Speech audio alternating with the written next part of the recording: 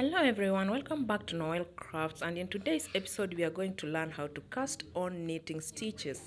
I'm using double strands of yarn, and that's for visibility purposes. So position your yarn in your left hand just as I have done in this clip. We are going to make a slip stitch, so yarn over, twist it a bit, then turn it around like this. And there you have your first slip stitch on your hook. Now let's make another stitch. Hold on to that small piece of yarn that is hanging. It's called the tail yarn. Yarn over, pass the stitch through that loop made by your left hand, pull through.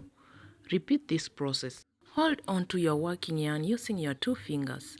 Then now you can yarn over, pull through the loop. You create another third stitch just as shown. Repeat this process.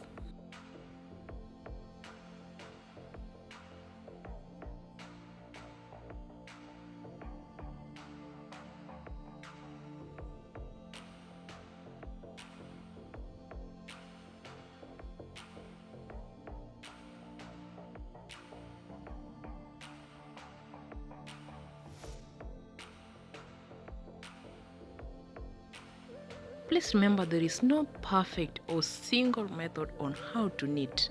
That's why when it comes to casting on stitches, there are so many other methods you can learn.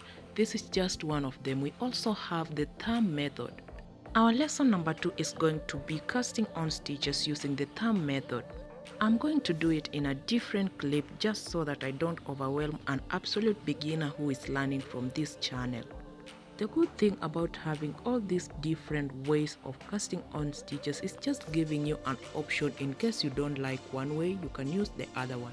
Let's repeat this way of casting on stitches from the beginning for better understanding.